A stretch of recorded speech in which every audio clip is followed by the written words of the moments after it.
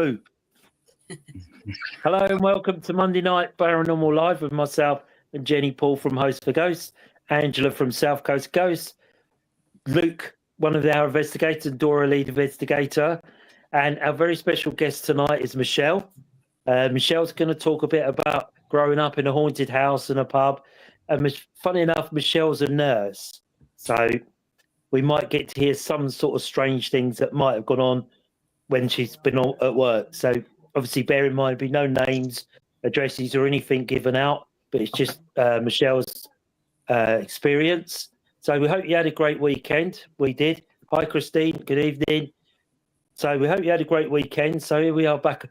We thought we'd do something really different tonight. So Michelle's going to talk a bit about growing up in a haunted location and a pub and etc. So if you have any questions for Michelle, put them on the screen, Angela, or drop them on, and we can try and answer. If we don't know the answers, we'll certainly find someone that does know.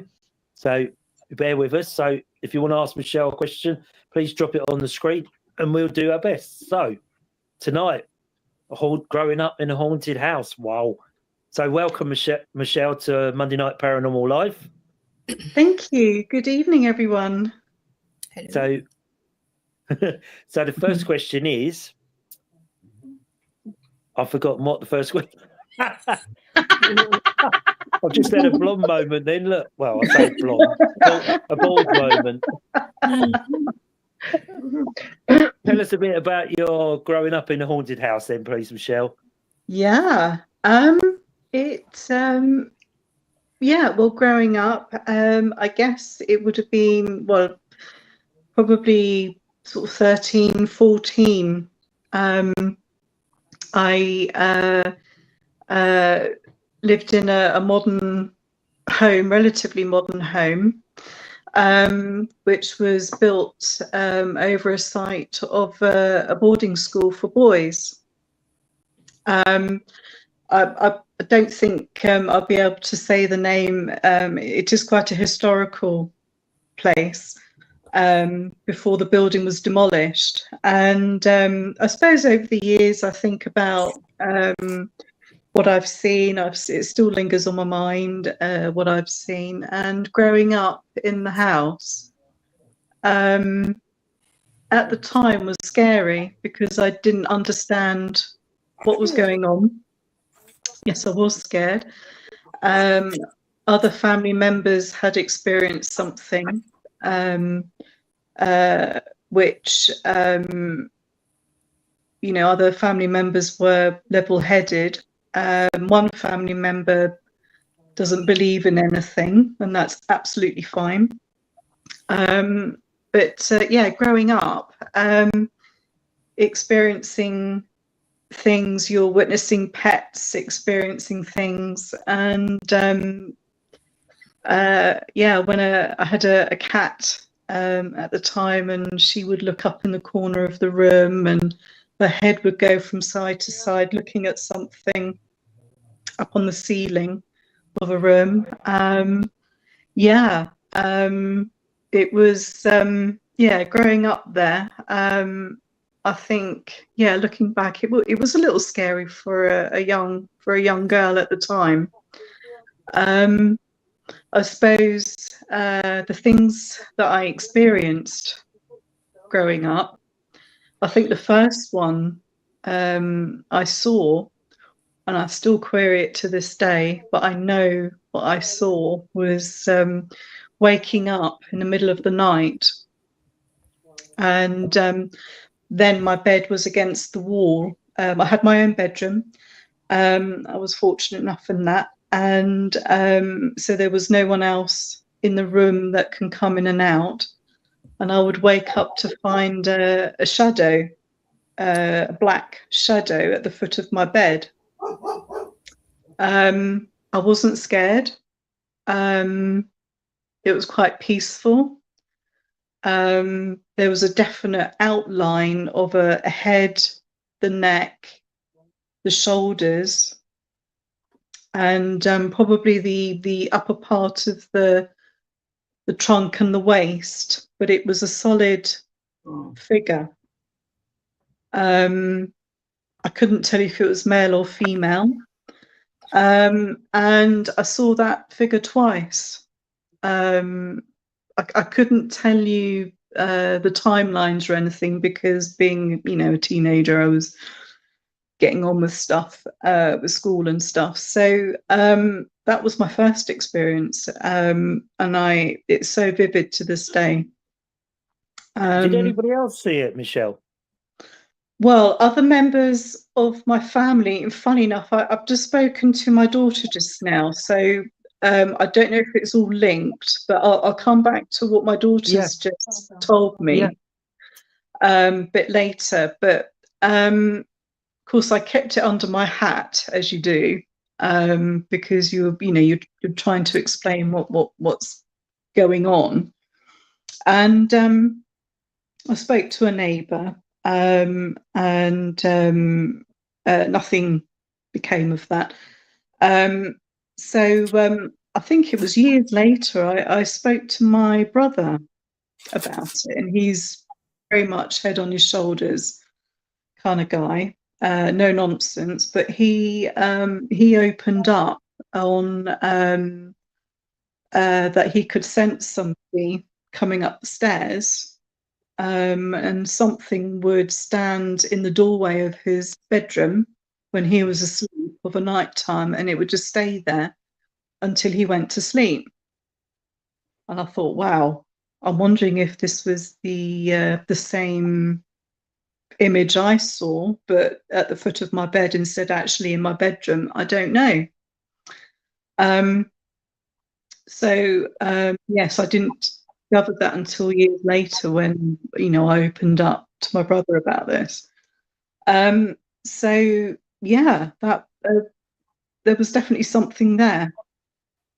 Had other experiences. I couldn't tell you in what order or what timeline because it was so long ago now. I suppose another significant positive form that I saw. Again, I was in my bedroom in the house that I grew up in, and I was getting ready to go out of an evening, and I was putting my makeup on in my. I had a full-length mirror, and something made me turn round, and I turned round, and I was facing my bedroom door, and I could see on the landing a little boy, and I thought, oh. Which I can still see it now. I can still see his face. I can still see his uniform, the colours he was wearing, and but you couldn't see the eyes. You could see the paleness of the face, and he was just standing there looking at me. And I blinked, and he was still there. Then I blinked, and then he'd gone. Oh. And I thought, crumbs. Again, how old was I? I couldn't tell you. I was probably in my early teens then, or maybe, no, my late teens or early 20s. It was around about that time. And again, curiosity, am I seeing things? And I thought, right, well, at the time, I worked in a nursing home locally. So on my next shift, I went in and I spoke to a resident who was very familiar. I grew up in a village, so this resident was very familiar with the history of where I used to live with the boarding school for the boys. And I just wanted her to confirm the colour of their uniform. And she confirmed the colour. And it was the same colour I saw a boy on the landing. Wow. And I thought, oh, yeah. And of course, with these events, you don't forget things like that. So that has very much stuck with me over the years. I think that was the one and only time I've seen him. I assumed it was a boy. I couldn't see any hair. Just the colour of the uniform and the eyes and the pale skin, as I am now, but with dark holes for the eyes. Yeah. Did that not freak you out? No. Oh. I'm a bit older now, and able to handle these things a bit better.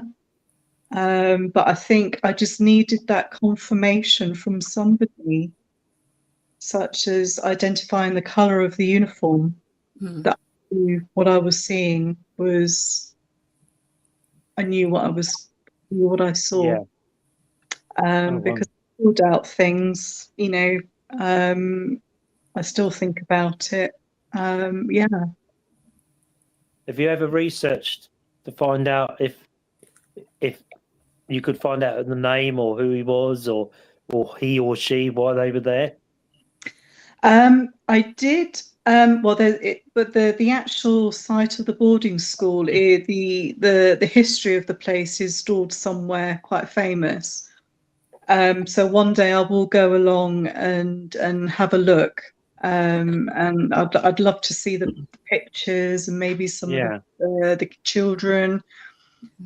So from that point of view, I haven't done any research because I've moved away since. Even though I do go back to the village to see family, but we don't live in the house any longer. No family members live there anymore. So, but I still go back to the village from time to time. So one day I will go and research. That'd be quite fascinating.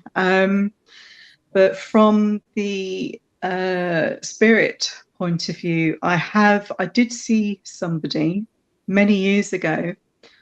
I saw a clairvoyant. This was my first time, and I suppose it would have been about 12 miles away, 15 miles away from the property where I lived at the time. And during the reading, she pointed out that there was a boy who stays with me. And I'm linking the two together, and all I know is his name is called James, and he does hang around me quite a bit. He's quite mischievous. And that's all I know. Whether that's linked into the same school child I saw, I really don't know. Yeah. What age would you say he was? Oh gosh. I want to say 9. Definitely not a teenager. I think it would be something around 9 or 10, maybe. That's what I'm sensing, but I couldn't. Certainly not a teenager, and certainly not an infant school age. So again, yeah, that's again, you know, that stayed with me for you know, for a long time. Yeah. So it James or maybe another child. I really don't know. Yeah. Yeah. So, any questions, Angela? Yeah. Did you hear any sounds or like people talking that might have been them? No, I've never heard any movement, no sound, no smell of perfume, nothing. Nothing like that. I just turned around and there the school child was. I'm assuming it's a little boy. I don't know what happened to him. I'm assuming he's in the spirit world. And I don't know if any accident happened at the school, or I really don't know. Did you try talking to him, saying, like asking his name or asking why I was there, or just saying, hello, I can see you? No, no. When you see something like that and observe something like that, it's a shock. Yeah. And you start thinking, am I going crackers? Am I crackers? And you do, and I still question it to this day. But I know what I saw, and you do, and I can see his image in front of me now from what I saw. But yeah, I've never heard voices. I've never heard chattering. Nothing like that. Nothing like that. Would you say that's the same person that was the shadow at the end of the bed? Would you think it was the same person? I think that was a different person. Right. I think that had more of a female energy. Okay. I'm guessing, yeah, because I think when I went to see the clairvoyant, I mean, it was many years ago now, that I wanted to know what I was seeing in the house, and she confirmed that the shadow at the bottom of my bed was a woman who had died of a heart attack. And I didn't know of any woman, so I don't know if this woman was attached to the house, or attached to the land or the boarding school. I don't know that. Yeah.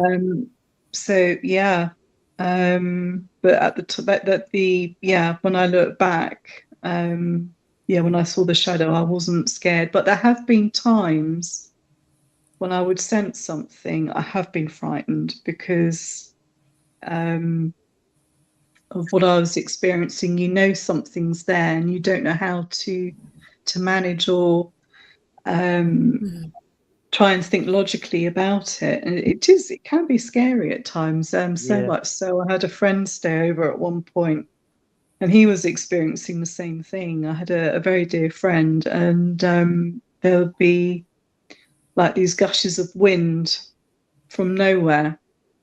And this happened downstairs in the lounge.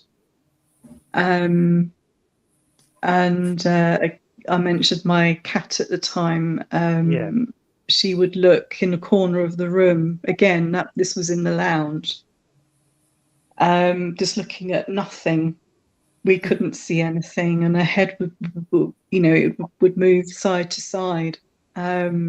And that was scary because you knew something was there, but you couldn't see anything. Would things go missing in the house, or? No, nothing untoward. Doors didn't slam. There was nothing in that house that would indicate the cupboard's door didn't go or nothing like that. It didn't feel like a poltergeist activity, nothing. It was just these images that would just present themselves to you, and the wind and what pets were looking at. And the cold. I had cold patches as well. Really cold, which was unusual. Same time of the year? Would it be different times of the year? Would it, did it go on year after year, or just stop after so many times? That I couldn't tell you, because when things happen out of the blue and it takes you by surprise, I'm just trying to think. I think the wind was definitely at night time. I think it was quite late at night, actually. It was about 10 o'clock at night. My friend dropped me off, and we stayed behind and had a cup of tea. And then these bouts of wind would come from nowhere, and he sensed it, and I sensed it. And I was actually quite scared, because I was on my own in the house. So he reluctantly stayed the night. He was on the sofa and I was upstairs. Nothing happened to him. Nothing happened to me. There was no further spiritual activity, nothing like that. and I'd experienced that several times, but it would happen randomly. I couldn't tell you if it was a time of year. It was too long ago. Yeah. Yeah. Oh, wow. Any questions, Anja? Or comments? Have you experienced things since then, like at other places? I have. Oh, I okay. have. Yeah. I've had a couple of experiences. Again, I would. I had a boyfriend in my early 20s, and he would let me drive his car home. I passed my driving test, but I didn't have my own car at the time. And so he lived in the next village, probably about 5-6 miles away from where I used to live. And he would let me borrow his car just so that I could get home. Mhm. And it was an old car, and I would often feel as though I was being watched from behind me. And I mentioned this to him, and he said yes, that would be my grandfather. Apparently, the car that I drove belonged to his grandfather. Oh, wow. And you just get this feeling of being watched. Yes, it was freaky, and I got home as quick as I could because you're going down country lanes. But it was only a 15-minute, 20-minute drive, and I had that. And my boyfriend at the time confirmed that he had the same as well. So that was interesting. But that was only a feeling of being watched. I never saw anything in my rearview mirror, nothing like that. There was nothing on the back seat. I think probably would have crashed the car had I seen anything. Yeah, I think I'll the question all. Yeah, I think I just remembered that one actually. I had another experience, which actually is incredible when I look back. I was with friends. I've got the cat next to me, and I'm watching him very closely. His ears are getting like the compass, and I'm like, "Oh my god, it's something here." You're right, Zig. Oh my god. You're You'll be fine. You're a good boy. Yeah, he's focused on something in a room. Oh. Right.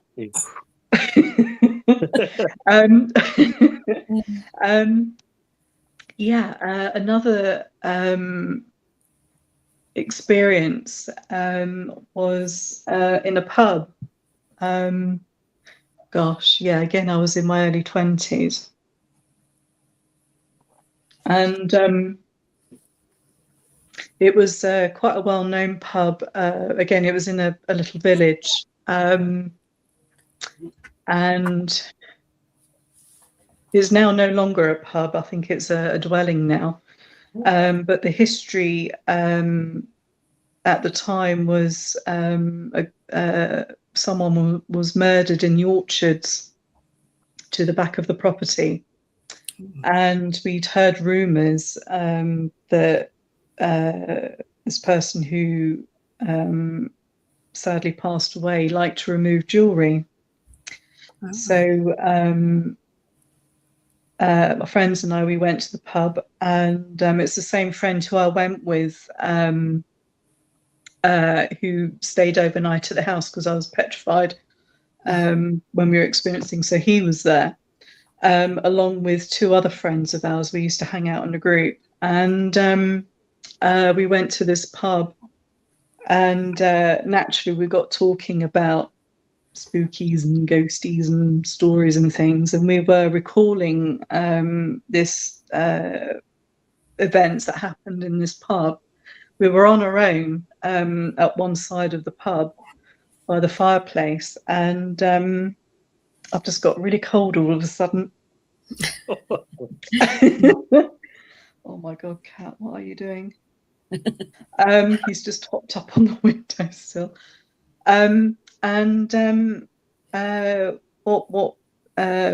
What happened was, I jokingly said, "Oh, I had a bracelet on at the time and a watch on at the time, and it was a silver bracelet." And I jokingly said, "Oh, why doesn't this ghost, remove my jewelry and blah blah blah." And we were talking about it, and then I went up to go to the loo and came back. And as I opened the door to go back into the pub, it was facing the table where my friends were. And at that point, I saw a beer mat come down. My friend screamed, and I was with another female friend, and she screamed. And I thought, oh my God. We all witnessed that. So they witnessed the beer mat flipping up from the table. And as I came out of the loo, I saw the beer mat fall, and it was a good foot above the table for this beer mat to disappear. Not disappear, sorry, just to land on the table from nothing. There was nothing there to do it. And at that point, I looked down at my silver bracelet, and that was fine. But the watch I was wearing was turned round the other way. Wow. I had not touched it. I fiddled with my watch. It was an elasticated watch at the time. And I swear to God that I haven't taken it off to turn it round. It was worn as it should as a watch. And then when I looked down, my watch had turned round the other way. Oh, wow. So the face was upside down. Yeah, it turned round. It was an oval watch on an elasticated wristband thing. Yeah. And that, yeah. And I think we left shortly after that. Pretty quick. But you didn't feel anything on your wrist then? You just noticed it No. had turned? No, Oh, I wow. felt nothing. There's a possibility I could have put my watch on the wrong way, but I know I didn't. Yes, I fiddle with the elastic of the watch, but I definitely didn't take it off when I was with my friends and put it back on again.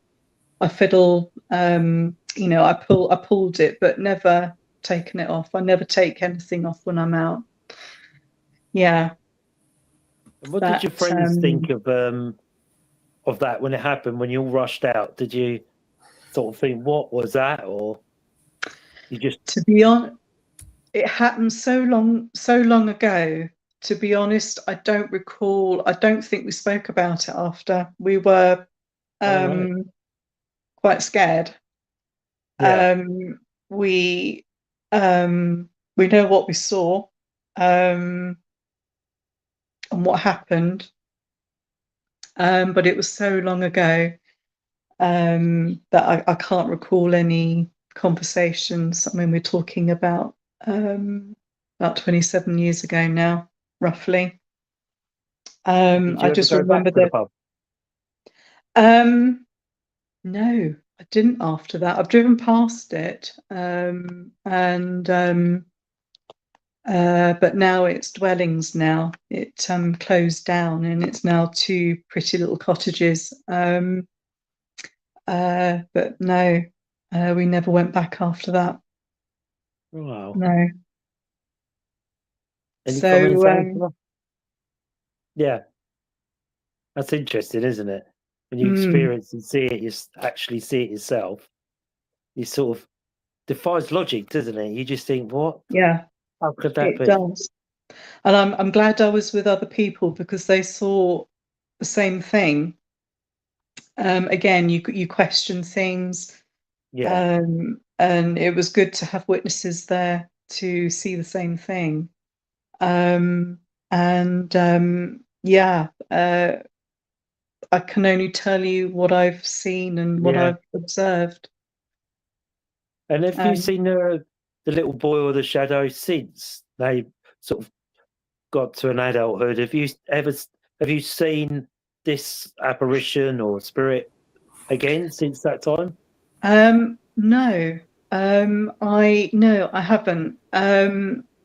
I moved away from the property, oh gosh, coming up nearly 30 years ago now. So I've since been back to the property. I've walked around to see if I could experience anything. But I've not seen him before. None other than if it was him that came through via the clairvoyant that I saw. I haven't seen anything since. No. That's strange. Yeah. So it was I've all seen. concentrated in one area. It was at the top of the landing of the stairs when I saw the boy. I have seen. Ah, yes, I have seen. How can I explain it? Sometimes it's difficult to describe. Again, the boyfriend I was with at the time, the same one whose car I drove, we were at the bottom of the stairs inside the house, and it was quite late at night, and the lights were off, except for the porch light by the front door.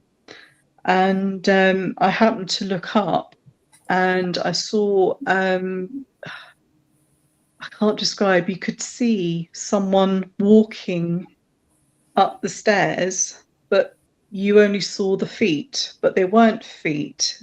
It was, I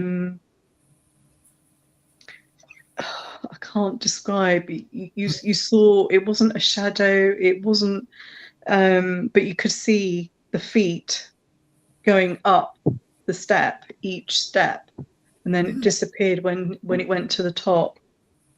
Oh. And we both saw that, and we were quite freaked out. Like that. Yeah, I think I'd be freaked out not seeing Yeah, the top half, just a I pair of think, feet. yeah. Yeah, he quickly went home after that. How funny. Yeah, I'd forgotten that until then. Yeah. I think I didn't see anything in the garden. There was nothing in the gardens, none other than what a friend's dog experienced.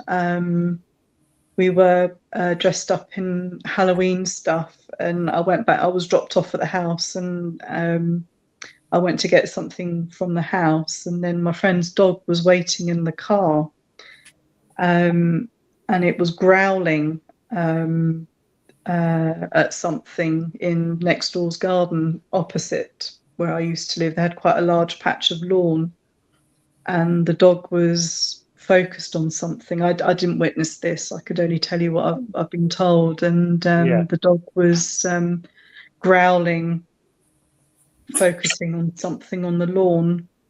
So that could have been something. Maybe nothing. I don't know. But I've not seen anything outside of the house at the time. Nothing. It was just inside the house. Yeah. Oh, wow. Any comments, Angela? Not yet, but I've got another question. In the house you were growing up in, do you know if any of your neighbours experienced things as well? No. The neighbours at the time were quite elderly, so we didn't really interact. I knew a lady across the way. I used to work with her. It wasn't really a subject that I would approach with some people, because it's not the sort of thing I would openly speak to anybody about, because maybe I don't want to be deemed as a fruitcake or anything like that, because you still question these things. So I wasn't open. I was open with a neighbour, but they were heavily religious, and that scared me off totally. Again, I was very young then. So after that, I didn't say anything to anybody. And as I said earlier, it was quite a few years till I opened up to my brother about it, and then he told me what he'd experienced in the house. That was the only thing that he did experience. So no, I didn't. None other than confirming with a resident I used to look after who knew the boarding school. I hadn't opened up to anybody at that time. Spoke to your parents about it at all? You just thought, no, I better not, or? I spoke to my father. My mother had passed on, so I don't know if it was anything from her. I don't know. But certainly I spoke to my father, and he's not very open to this at all. He's a very straight down the line kind of man, and I appreciate that.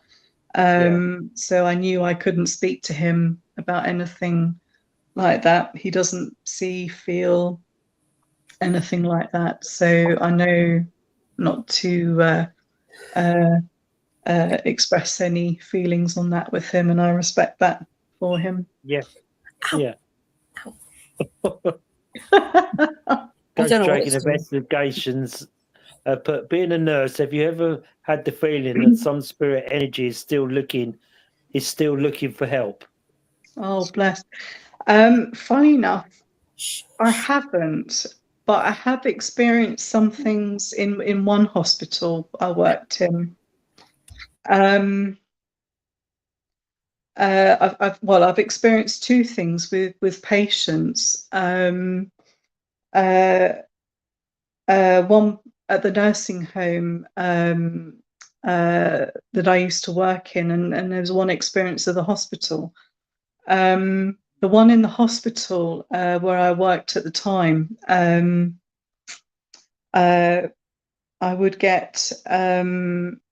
would see again a shadow. It was in a corridor round by the back of theatres, and again, it was late at night, coming towards the end of my shift, and so I had people around me, but not at that time down this corridor I was walking down, and it was a corridor that ran parallel to theatre, and I saw a black figure, again, just the top half, and it was in a split second, and I looked back and it was still there, and then it would gone. That, it would just disappear. And of course I walked through the double doors and there was nobody there. I can't explain it. I experienced that twice down that same bit of corridor. There were rumours that a boy haunted the theatres, but there were only rumours. This figure was not a boy. It was very much an adult feel to it.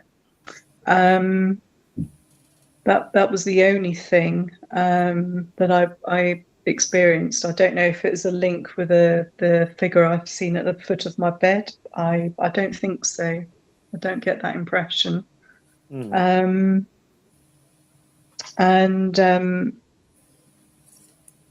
I've had feelings of being watched. When I was working at the back of the theatre, we'd have a little room where the instruments were being, where you clean your instruments, where they go through various stages. And I remember being watched in there, and I had to leave that room pretty quick because it was quite intense and I was quite frightened. But I didn't see anything. Nothing moved, nothing. It was just it was a horrible feeling, actually. So I just left pretty quick.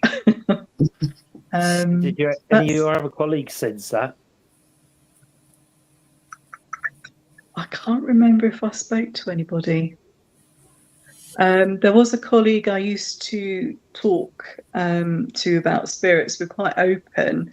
He hadn't witnessed anything, but he knew there were rumours of a boy haunting the theatres at the time. But I've never witnessed anything, or there was nothing. Oh, wow. From that point of view. So yeah, that was my only experience of anything out of the norm that I saw in theatres. Yeah. Nice. Luke, Dora, do you have a question for Michelle? Looks like Dora's going to say something. You're on mute, Dora.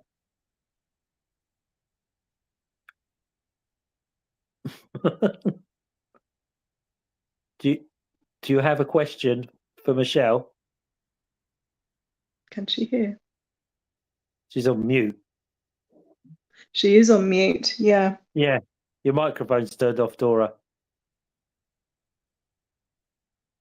Luke, do you have a question? Yes. Do you feel stronger energy in the hospital? Funnily enough, no. No. No. No, I think when you're going about your day-to-day business, you're at work and you're getting on with your job, you're focusing on your patient, and you're with your colleagues. There's so much going on that I haven't really experienced anything apart from what I saw down the back end of the corridor. So no, I've never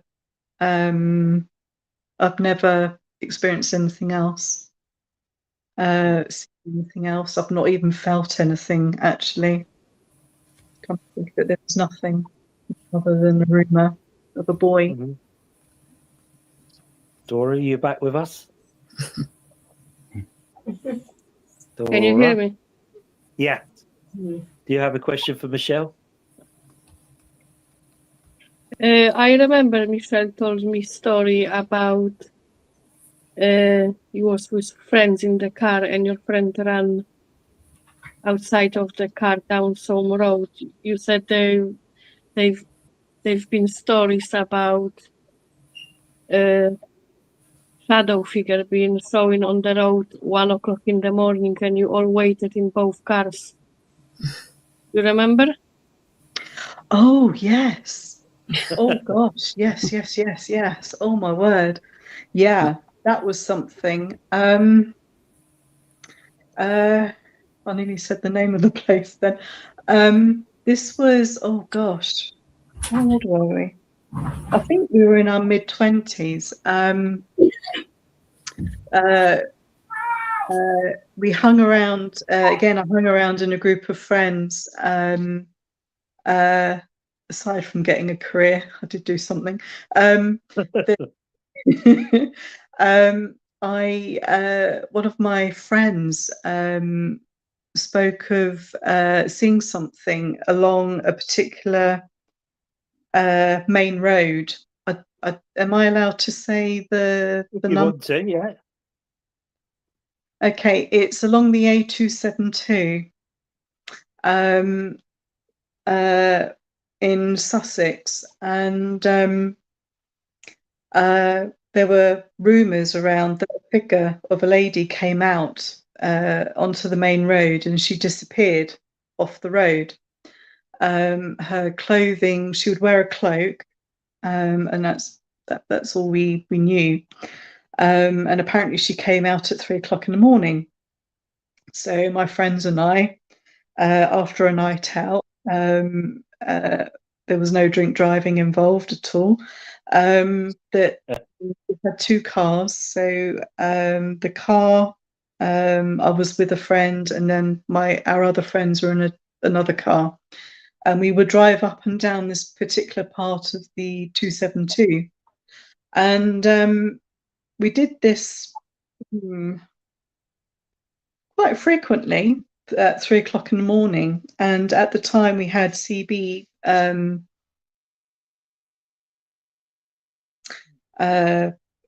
radio contact in the cars. Can you see me at all? Yeah. Yep. My picture was distorted. No, It's fine. normal now. It's normal. Yeah, we did periodically go up and down this particular part of the A road at 3 o'clock in the morning, as you do, and of course we would communicate over the CB aerials, and you know, it would be disappointment after disappointment, but we pursued. And one Saturday night, one Sunday morning, one car would wait further up the road, and then one car would wait further down on the other end of the road. And our CB aerials were the signals had all of a sudden there was a high pitched squeal, and we're like, oh god, what was that? So and at that point, this figure came out on the side of the road. I didn't see it at the time because I was focusing on the CB. And then I looked up, and my mate said, "Oh, there's something there. Can you see it?" So his car pulled up right next to the figure, and it was running, and it ran past the side of the car, and then again, being in the countryside, it went down this footpath down in the middle of a twitton. So my friend's car reversed up, and he shone a torch down the footpath. It was pitch black. There's no street lights whatsoever. And he saw this thing literally run down the footpath, and then just disappeared. It was at speed. The next day, you know, we were all quite hyped up at what we saw. Well, my friends were knocked on the houses that were nearby and asked questions, but we didn't hear, we didn't get any explanation. You know, we saw somebody run down, and we decided to run down the footpath, and it was physically impossible to have run down at the speed that this figure went because of tree roots poking out. You would have fallen over quite easily, tripped up, and it would have been physically impossible at the speed that this thing was running at. I only saw it on the side of the road very briefly, and it appeared to be a woman in a cloak. I don't remember much from that event apart from what friends were talking about after. There was a lot of smirks from neighbours when we went round. Nobody confessed to anything. And that was it. That was the last I saw of anything in that area. Yeah. Huh. Any comments, Angela? Questions? No more comments at the moment. Okay. Questions? Dora, did you have one, or Luke for Michelle? No. I remember also a story you told me. You worked in.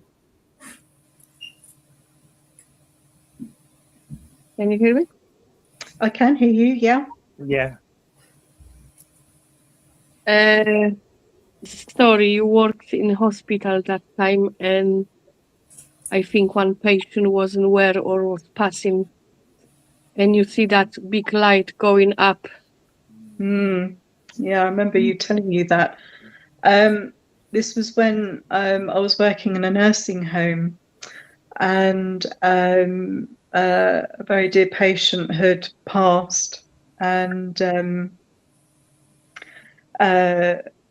we were all in his room, and you know, we were saying a prayer and just paying our respects to this wonderful man. He was a lovely man, and I just happened to look up. I had my head bowed in respect of paying respects, and I saw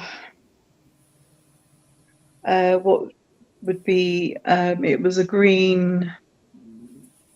There was a green light around him, and it rose up. So from his head to his feet was the entire length of his body.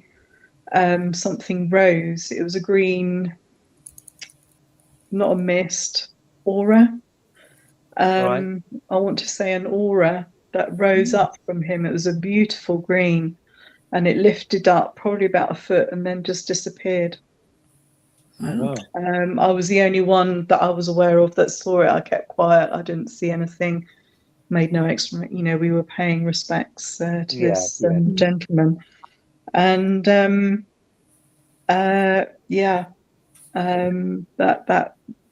I felt privileged actually to have witnessed that. So did you feel comfortable with it, being allowed to see that? I was very comfortable with that. I wasn't scared. I was in awe. I couldn't believe what I've just seen. And I now see it as a privilege of when someone has led a life and passed that, I don't know, maybe it was his spirit leaving the body. I don't know. I can't explain it. I couldn't tell you none other what I saw. Yeah. So when you came on your first paranormal investigation with us at Fort Brockhurst, did you feel reconnected back with spirit then? Because that was the first time you'd done one, isn't it? That was the first time. Yeah. I think, to be honest, I was actually really nervous when we went into one of the cells. I was petrified. I wanted to leave. I think I told you, Dora, some time after that I just wanted to hold someone's hand. Yeah. I was quite scared, and I was in a room full of strangers. And I just wanted to run to safety. I was petrified. But after that, you just have to calm yourself and think, no, come on, Michelle. And we just got on with the evening, which was brilliant. I loved it. I think, was I reconnected back to the spirit? I think my senses were heightened. I personally didn't see anything, but I heard the 3 knocks when we were in that room. I can't remember whereabouts it was now in the fort. And again, we were questioning it. Was anybody there? Sorry? Oh, sorry. That was in the cell. Yeah. In the cell. Yeah.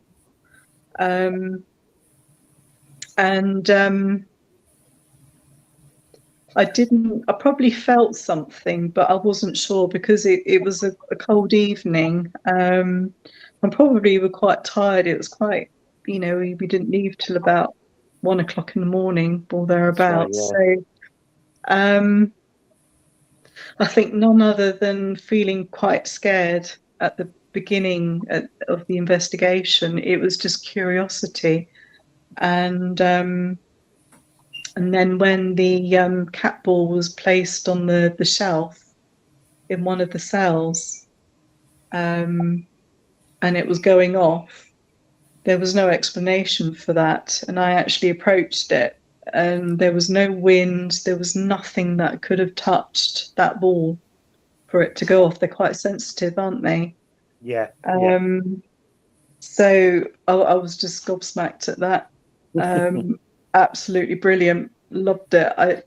When there's no explanation, there's nothing, that could have touched it, and yet this ball was just constantly flashing and going off. That was amazing. That was really amazing. But I didn't feel anything. Maybe it's because it was in a room full of people. Had I been there on my own, I don't know if I could have done that on my own. That maybe I would have felt differently. But I think when you're in a crowd, I couldn't sense anything. I don't know. Seeing the ball flash like that, it's quite visual, isn't it? It's not as though someone says, "Oh, can you hear that?" You can actually see Yeah. it for yourself, can't you? Yeah. It's a very visual thing, isn't it? Yeah. I videoed it and I've still got it on my video, and there is nothing around the ball that's touching the ball.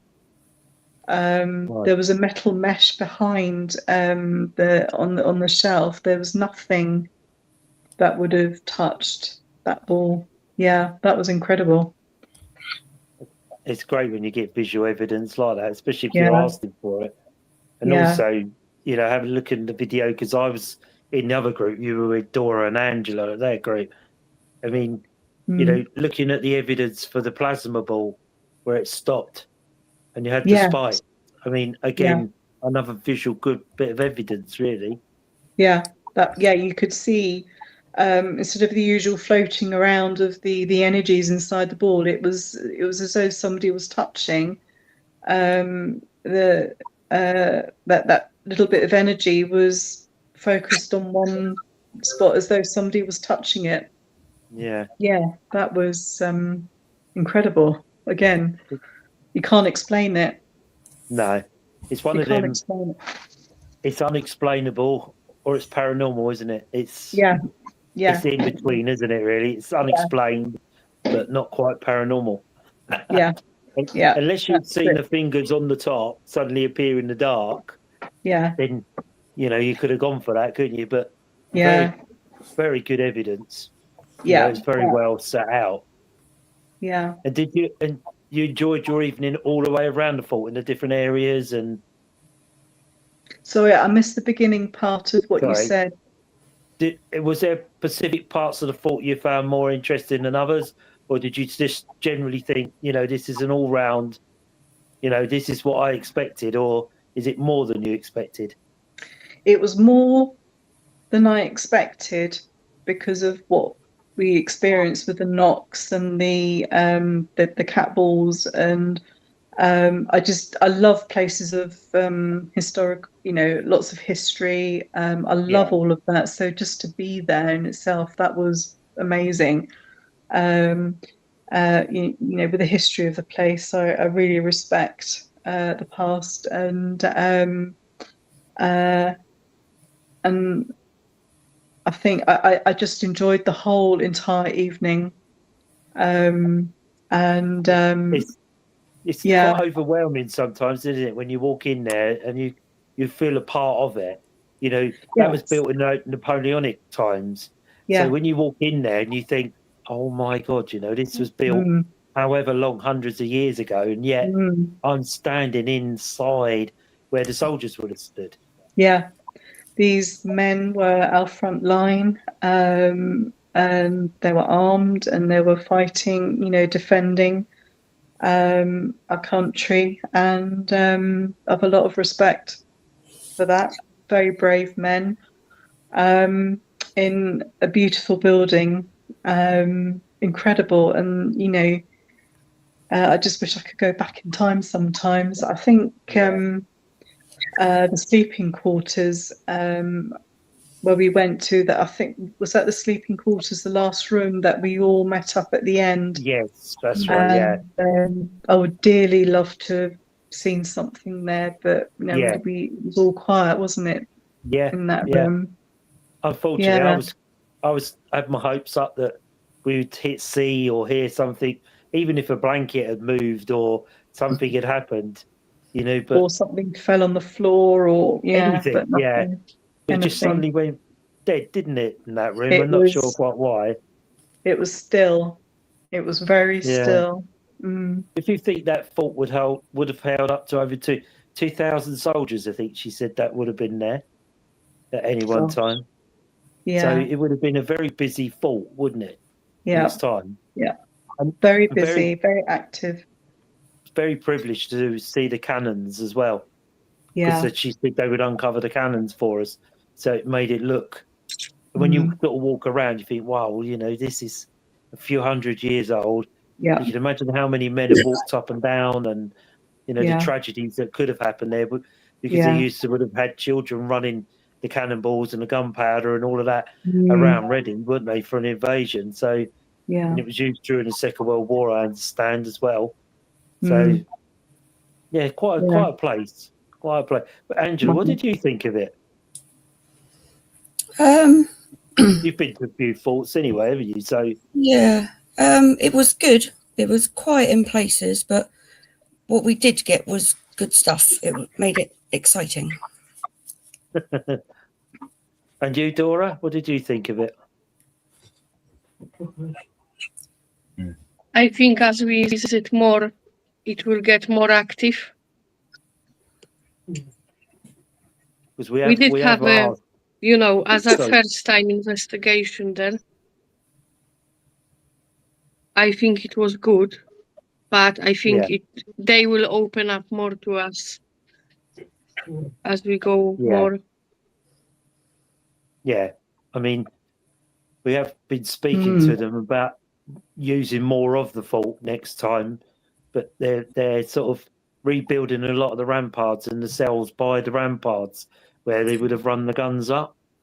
So once they're finished, we'll be obviously the exclusivity to us, and we could be able to spread out and use the ramparts and all them parts and the other cells on the opposite. So I think did she say June time, Dora? They would be open. Summertime, should be ready for us. Around about the summertime. So we might be able to squeeze one in there during the summer. It's nice and warm. It's daylight for a lot longer, isn't it? So Luke, what was your impressions of the fort? Yeah, it's really good. Especially the cells. You felt a lot of energy in the cells bit. That's where we kept seeing someone look round the edge of the door, wasn't it? I remember that, yeah. Yeah. And we saw that amber light going down the corridor. We could work out who was out there. Yeah. It's a very, very great place. I think, like Dora says, a lot more to come. So would you go on another paranormal investigation, Michelle? Is this sort of quirked your interest now? Yeah. I think, was it the 25th of February, March? When was the it, next Dora? one is March, isn't it, Dora? in March. April, 25th of April. 25th of she April. just confirmed it today for us. So 25th of April. Yeah. So, which I I think Let me do that one. Friday night. Saturday.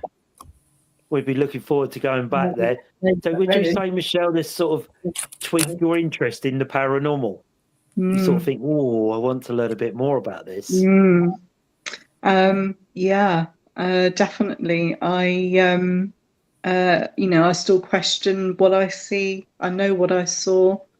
And I think, it does get your mind going. Is there life after death? Or are they, do the spirit come in and say hi and then go? I've had messages from spirit via a medium twice now, and they are relevant to family, and so that there's something.